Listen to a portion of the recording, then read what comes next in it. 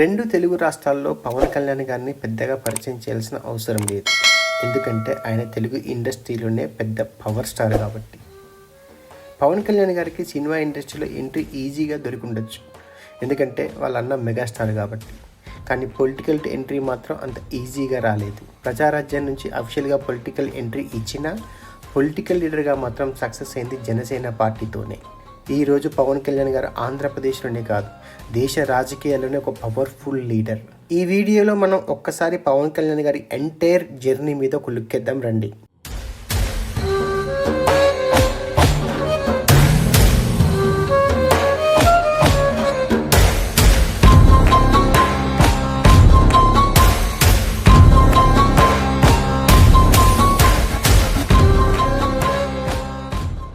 1996లో వచ్చిన అక్కడమ్మ ఇక్కడబ్బాయి సినిమాతో పవన్ కళ్యాణ్ సినిమాలోకి ఎంట్రీ ఇచ్చారు. ఈ ఫస్ట్ సినిమా అంత పెద్దగా సక్సెస్ అవ్వకపోయినా తర్వాత వచ్చిన సినిమాలు ఖుషి, బద్రి, తమ్ముడు, తొలి ప్రేమ ఇవన్నీ ఒక రేంజ్లో బ్లాక్ బస్టర్స్. తొలి ప్రేమకైతే బెస్ట్ ఫీచర్ ఫిలిం కింద నేషనల్ అవార్డు కూడా వచ్చింది. ఈ సినిమాల ద్వారా పవన్ కళ్యాణ్ గారికి సినిమాలలో ఫుల్ క్రేజ్ వచ్చింది. ఇండస్ట్రీలో టాప్ హీరోగా ఆయన ఎదిగారు. ఒకనొక సిచ్యువేషన్లో పవన్ కళ్యాణ్ సినిమా రిలీజ్ అయిందంటే థియేటర్ల దగ్గర 2-3 రోజుల నుంచే జనాలు పడిగాపులు కాసేవాళ్ళు. ప్లస్ యూత్లో పవన్ కళ్యాణ్ గారికి ఫుల్ క్రేజ్ వచ్చేసింది. ఆయన మెడ కింద చేయి తిప్పడం ఇట్లా డిఫరెంట్ మేనరిజాలతోటి పవన్ కళ్యాణ్ గారు ఒక ఐకాన్ స్టార్గా తెలుగు రాష్ట్రాల్లో ఎదిగారు. ఖుషి సినిమా అయితే అసలు అప్పట్లో యువతని ఒక రేంజ్లో ఆకట్టుకుంది. ఆ సినిమాకి ఇప్పటికి కూడా ఫ్యాన్స్ ఉన్నారు. ఎంట్రీ వాళ్ళ అన్న ద్వారా జరిగింది, కానీ తనకంటూ ఒక ఇమేజ్ క్రియేట్ చేసుకోవడంలో ఆయన సక్సెస్ అయ్యారని చెప్పొచ్చు. పవన్ కళ్యాణ్ ఇమేజ్ ఎక్కడ దాకా వెళ్ళిపోయిందంటే ఒక సిచ్యువేషన్లో వాళ్ళ అన్న క్రేజ్ని కూడా, అంటే మెగాస్టార్ చిరంజీవి గారి క్రేజ్ని కూడా మించిపోయే స్థాయికి పవన్ కళ్యాణ్ ఎదిగారు. పవన్ కళ్యాణ్ అంటే నచ్చని వాళ్ళు ఎవరు ఉండరు మ్యాక్సిమం సినిమా ఇండస్ట్రీలో. ఎందుకంటే ఆయన మామూలుగా కూడా ఇండస్ట్రీలో అందరికీ చాలా హెల్పింగ్ నేచర్తో ఉండేవాళ్ళు. చిన్న యాక్టర్లందరికీ, చిన్న ఆర్టిస్టులు కూడా చాలా సహాయం చేసేవారు. ఒకవైపు సక్సెస్ఫుల్గా కెరీర్ నడుస్తూనే ఉంది సినిమాలలో. ఈ టైంలోనే మెగాస్టార్ చిరంజీవి గారు ప్రజారాజ్యం పార్టీని లాంచ్ చేశారు. అప్పుడు ఆ పార్టీలో జాయిన్ అయిన పవన్ కళ్యాణ్ గారు ఆ పార్టీ యొక్క యువజన అధ్యక్షుడిగా, అంటే యూత్ వింగ్కి అధ్యక్షుడిగా ఎన్నికయ్యారు. ఆయన ప్రజారాజ్యం పార్టీలో చాలా రోజులు చాలా పర్యటనలు చేశారు. పార్టీని బలోపేతం చేయడం కూడా చాలా ట్రై చేశారు. కాకపోతే అన్ఫార్చునేట్లీ 2009లో జరిగిన ఎలక్షన్లో ప్రజారాజ్యం పార్టీ సరిగా పర్ఫామ్ చేయలేదు ఆంధ్రప్రదేశ్లో. అప్పుడు యునైటెడ్ ఆంధ్రప్రదేశ్ ఉంటే ప్రజారాజ్యం పార్టీ కూడా యునైటెడ్ ఆంధ్రప్రదేశ్లో అన్ని స్థానాలకు పోటీ చేసింది. కానీ ఓన్లీ 18 సీట్లు మాత్రమే గెలుచుకుంది ఆ టైంలో. అప్పుడు వైఎస్ఆర్ హవా బాగా నడుస్తుంది ఆంధ్రప్రదేశ్లో. ఆ వైఎస్ఆర్ గారి హవా ముందు ప్రజారాజ్యం పార్టీ తేలిపోయింది. తర్వాత కొన్ని రోజులు ప్రజారాజ్యం పార్టీని నడిపినటువంటి చిరంజీవి గారు ఆ పార్టీని తీసుకుని వెళ్ళి కాంగ్రెస్లో మెర్జ్ చేశారు. సో ఈ కాంగ్రెస్లో మెర్జ్ చేయడం అనేది పవన్ కళ్యాణ్ గారికి అస్సలు ఇష్టం లేదు. పవన్ కళ్యాణ్ గారు ఫస్ట్ నుంచి కూడా కాంగ్రెస్కి వ్యతిరేకంగానే ఉన్నారు. ఎందుకంటే కాంగ్రెస్ అనేది full corrupted and dangerous party అని చెప్పేసి పవన్ కళ్యాణ్ గారు స్ట్రాంగ్గా బిలీవ్ చేశారు అప్పట్లో. తర్వాత పవన్ కళ్యాణ్ గారు చాలా రోజులు రాజకీయాలకి దూరంగానే ఉన్నారు, సినిమాల మీద ఫోకస్ పెట్టారు. కానీ ఆయన 2014లో మళ్ళీ తిరిగి జనసేన అనే ఒక పార్టీని స్థాపించి మళ్ళీ రాజకీయాల్లో ఎంట్రీ ఇచ్చారు. కానీ ఆ టైంలో ఆయన ఎలక్షన్లలో పోటీ చేయలేదు. పార్టీని స్థాపించి బయట నుంచే టీడీపీ, బీజేపీకి సపోర్ట్ చేశారు. 2014 ఆంధ్రప్రదేశ్ విభజన తర్వాత ఆంధ్రప్రదేశ్లో కొత్తగా టీడీపీ సర్కార్ ఏర్పడింది, కేంద్రంలో బీజేపీ సర్కార్ ఏర్పడింది. ఎప్పుడైతే ఆంధ్రప్రదేశ్కి స్పెషల్ స్టేటస్ ఇస్తా అని చెప్పిన బీజేపీ లాస్ట్ మినిట్లో స్పెషల్ స్టేటస్ ప్రకటించకుండా ప్యాకేజీ ప్రకటించడంతో పవన్ కళ్యాణ్ గారికి కోపం వచ్చి ఆ ఎన్డీఏ అలయన్స్ నుంచి బయటికి రావడం జరిగింది. అప్పటి నుంచి ఆయన ఒకవైపు సినిమాలు చేసుకుంటూనే ప్రజా సమస్యల మీద పోరాటం చేయడం సాగించారు. 2019 అసెంబ్లీ ఎలక్షన్లో ఆయన ఆంధ్రప్రదేశ్లో సిపిఐ, సిపిఎం, బహుజన సమాజ్వాదీ పార్టీతో కలిసి పోటీ చేయడం జరిగింది. ఈ ఎలక్షన్లో పవన్ కళ్యాణ్ గారికి చాలా పెద్ద దెబ్బ పడింది. ఎందుకంటే ఆయన పోటీ చేసిన 2 స్థానాల్లో ఆయన ఓడిపోయారు. దానితో పాటు రాష్ట్రంలో పార్టీ ఒకే ఒక్క సీట్ని గెలుచుకుంది.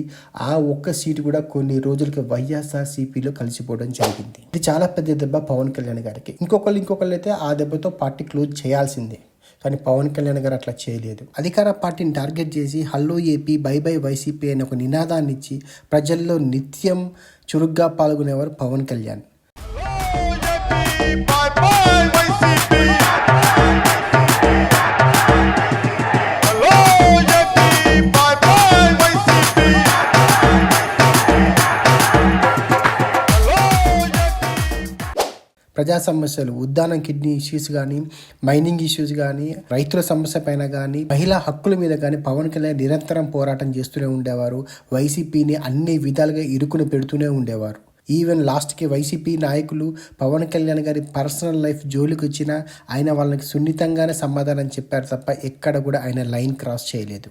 అధికార పార్టీకి మాత్రం 3 చెరువులు నీళ్లు తాగిచ్చారు పవన్ కళ్యాణ్. ప్రతిరోజు టార్గెట్ చేసేవాడు వైఎస్ జగన్ని అండ్ వాళ్ళ టీంని. స్వతహాగా పవన్ కళ్యాణ్ గారు కాపు కమ్యూనిటీకి సంబంధించిన వ్యక్తి. ఆంధ్రప్రదేశ్లో కాపు కమ్యూనిటీ చాలా ఇన్ఫ్లుయెన్స్ చేసే కమ్యూనిటీ. అయినా సరే పవన్ కళ్యాణ్ గారికి ఎక్కడా కూడా ఈ కాపు కమ్యూనిటీ ఓట్లు ఉపయోగపడలేదు 2019లో. జనరల్గా కాపు కమ్యూనిటీ ఓట్లు ఎప్పుడు కూడా కాంగ్రెస్ వైపే వెళ్తాయి.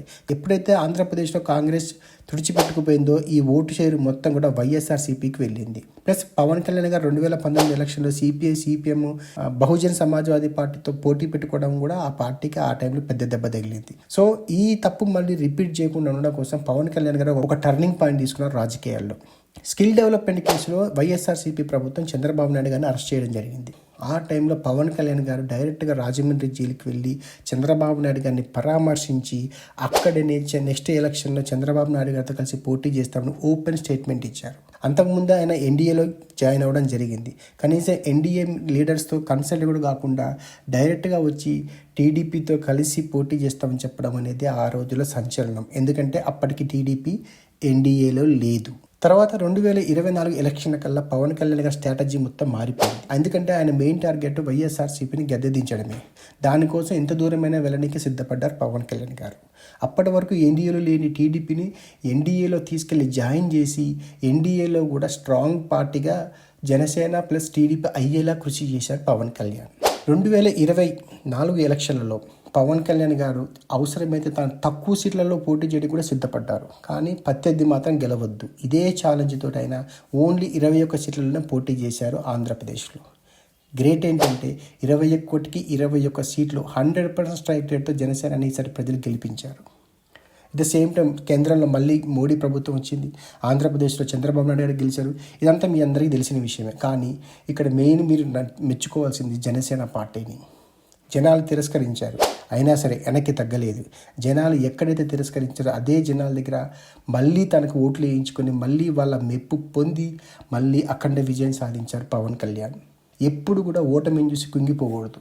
ఎక్కడ పోగొట్టుకున్నామో అక్కడే ఎత్తుక్కోవాలి. అది పవన్ కళ్యాణ్ గారి విషయంలో 100% జరిగింది. సినిమా ఇండస్ట్రీలోకి ఎంట్రీ అన్న ద్వారా వచ్చింది, కానీ రాజకీయాల్లో మాత్రం ఆయనే స్వతహాగా ఎదిగారు. సంవత్సరానికి 2 సినిమాలు తీసినా 100 కోట్లు జేబులు వేసుకోవచ్చు. కానీ ఆయన కంఫర్ట్ జోన్ కోరుకోలేదు, ప్రజాసేవనే కోరుకున్నారు. ప్రజాసేవ చేయనీకే రాజకీయాల్లోకి వచ్చారు, సక్సెస్ అయ్యారు. హిందుత్వ ఎజెండాని కూడా భుజాన వేసుకొని ఇవాళ సౌత్ నుంచి హిందుత్వానికి కేర్ ఆఫ్ అడ్రస్గా పవన్ కళ్యాణ్ మారారు రాజకీయాల్లో. సనాతని హిందూ సనాతని హిందూ. పవన్ కళ్యాణ్ ఇప్పుడు దేశ రాజకీయాలను ఒక కీలకమైన నేత. ఎందుకంటే ఇప్పుడు కేంద్రంలో కొలువైన మోడీ 3.0 సర్కార్కి ఆంధ్రప్రదేశ్లో ఎన్డీఏ కూటమి గెలుచుకున్న 21 ఎంపీ సీట్లే చాలా ఇంపార్టెంట్ అయ్యాయి. కాబట్టి కేంద్రంలో నరేంద్ర మోడీ గారి ప్రభుత్వానికి ఈసారి సరైన మెజార్టీ రాలేదు. ఇవాళ ఆంధ్రప్రదేశ్లో ఉన్న ఎన్డీఏ కూటమి సపోర్ట్ చేయకపోతే మోడీ 3.0 ఏర్పాటు చేయడం చాలా కష్టమయ్యేది. పవన్ కళ్యాణ్ రీసెంట్గా మహారాష్ట్రలో క్యాంపెయిన్ చేస్తే అక్కడ పోటీ చేసే అన్ని స్థానాల్లో బీజేపీ విజయం సాధించింది. సౌత్ ఇండియా నుంచి కేంద్ర రాజకీయాల్ని ప్రభావితం చేసే సరైన లీడర్ మనకి ఇప్పటివరకు లేరు. ఎస్పెషల్లీ మన తెలుగు రాష్ట్రాల నుంచి అసలు లేరు. మొన్నటి వరకు వెంకయ్య నాయుడు గారు ఉండే, ఆయన వయసు రీత్యా రాజకీయాలకు దూరంగా ఉన్నారు. కాబట్టి ఇప్పుడు అక్కడ చాలా గ్యాప్ ఏర్పడింది. ఈ గ్యాప్ని పవన్ కళ్యాణ్ గారు పూరిస్తారని చెప్పేసి మనం ఆశిద్దాం. సౌత్ ఇండియా నుంచి ఒక తెలుగు స్టార్ దేశ రాజకీయాలను శాసించే స్థాయికి ఎదిగితే అది మనందరికీ గర్వకారణం. ఆ విధంగా పవన్ అడుగులు పడాలని, ఎదగాలని మనమందరం ఆశిద్దాం. ఈ వీడియో నచ్చినట్లయితే లైక్ చేయండి, షేర్ చేయండి, సబ్స్క్రైబ్ అవ్వండి. జై హింద్, జై భారత్.